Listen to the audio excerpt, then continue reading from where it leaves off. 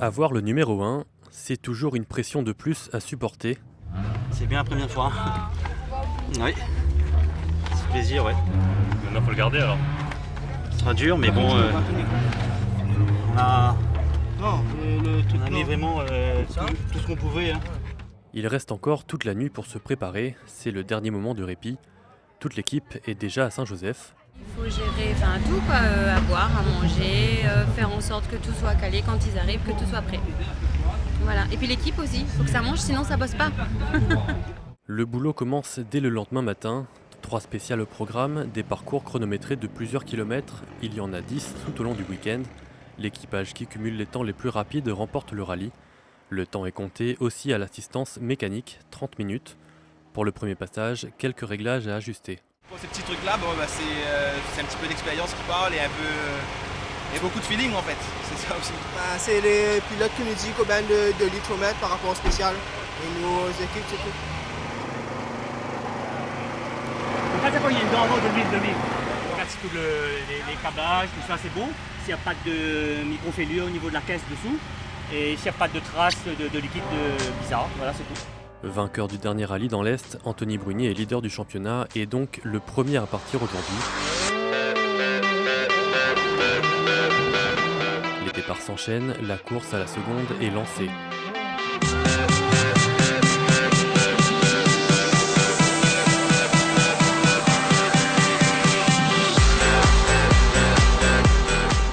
La route est humide alors qu'Anthony a choisi des pneus pour piste sèche. Le chrono n'est pas très bon, mais Anthony n'est pas le seul à se faire surprendre.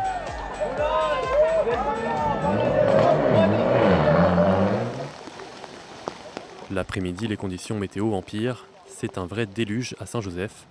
En pleine course, plusieurs radiers sont submergés. Saint-Joseph, vient pas nous, quoi. Aïe, aïe, aïe. C'est fou. Impossible de rouler dans ces conditions. La route est beaucoup trop dangereuse et les pilotes craignent pour leur mécanique. Je suis arrivé là au niveau du virage, là. Il y avait de l'eau qui sortait partout. Vraiment, il y avait des gens qui m'ont stoppé parce que sinon on voyait plus rien. Mais alors là, rien. Livrés à eux-mêmes sous la pluie, les équipages s'organisent entre eux. En suivant le numéro 1 d'Anthony Brunier, ils décident de rentrer au parc. Allez, alors quoi fait mi passe devant. La course est terminée pour aujourd'hui. Le lendemain, les stigmates de la pluie sont encore bien présents, mais la course reprend. Avec ses mauvais choix de pneus de la veille, Anthony Brunier est loin au classement. C'est Maxime Dupuis qui mène le rallye avec sa BMW. Une nouvelle fois, la piste est humide. Une nouvelle fois, Anthony a pris des pneus secs. L'équipe espère que la piste va s'assécher pour exploiter tout le potentiel de la voiture. Il commence à fariner? Non, il neutralise, ça va. Oui, j'espère que si le temps il reste comme ça va, parce que ça commence à sécher là-haut là. Le téléphone et la radio, seul moyen pour eux de suivre la course. À distance, l'émotion est tout aussi forte. Anthony Brunier en warning et on ne semble pas d'attaque. Mais, Howard peut-être, c'est peut-être le doigt ou la main clashapée. C'est lui qui vient de réaliser le meilleur chrono intermédiaire. 6 minutes et 32 secondes. Mais la bonne nouvelle est vite remplacée par une mauvaise. Il secoue la tête pour me dire non, c'est pas bon. C'est pas bon, on était vraiment bien parti, mais là... Plus de turbo?